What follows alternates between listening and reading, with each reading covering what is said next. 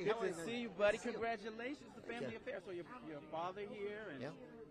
so I'm so glad you read that. Well, I do want to say it was my father's idea to have the premiere at the Delacorte Theater. So he gets full props for that. You know, they've renovated the Delacorte. It's a brand new theater. It's my first time seeing it, and all we prayed for was great weather, and here we are. And a lot of people are kicking themselves because I remember when it was at the Public, a lot of people didn't go. They were sleeping on it. Yeah. Could you imagine everything that the show has birthed and just created and the juggernaut that it is? No, it's funny. I think back so much about when we were just starting out at the Public, and I remember thinking, well, okay, people like it, but then life will go back to normal, and it just never did. I just kind of got to a weird new normal because this show had that thing that happens once every 20 years or so on Broadway where everyone who left the show told everyone they knew about the show. And commercials can't buy that, and hype can't buy that. It just was this thing that, I don't know, it like, somehow the show forces people to reckon with what they're doing with their life. Because so much of it is, how do we spend this one life?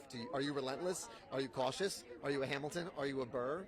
And so there's not a day that goes by that something from Hamilton doesn't sort of come back at me.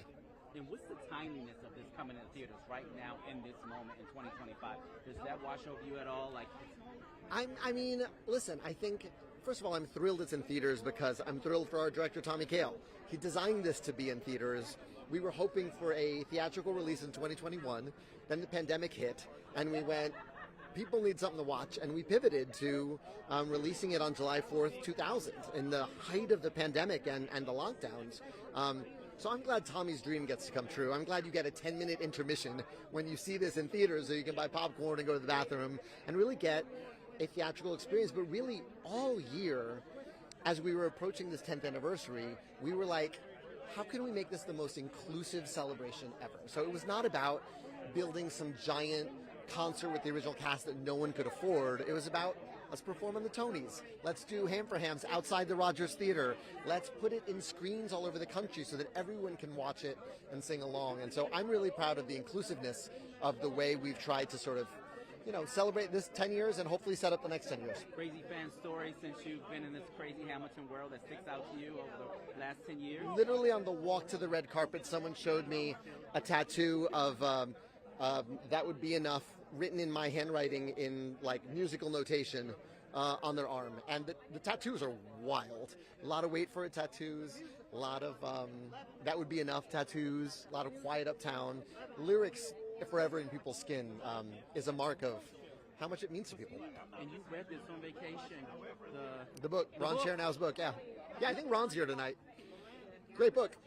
Full circle moment. Yeah, absolutely. Anything else you're working on that you can share with extra? My next show is called Warriors, which I co-wrote with Issa Davis, and we're just getting started on figuring out how to bring that to the stage. So we're just like beginning on that, and that'll be my next musical. I'm really excited. Anything that like sticks out, because you're like, you know, who you are now. You're Lin-Manuel. Is anybody that you were like, wow, I called them, they picked up the phone, or any like when you became this juggernaut, like any? You know, I was really lucky that I'd had a show on Broadway. You know, I made my debut on Broadway when I was 28 years old. We won the Tony for Best Musical Within the Heights. I thought that was as successful as a show could get. I thought I'd hit the heights. I already thought I was famous. And then Hamilton happened, and I went, oh, there's levels to this. And there's levels to how much a show can reverberate in the world. And so I don't think anything will ever equal Hamilton, but I'm so grateful to now just get to create in the wake of Hamilton the things that I hope I'll learn from in the next show that demands to be written.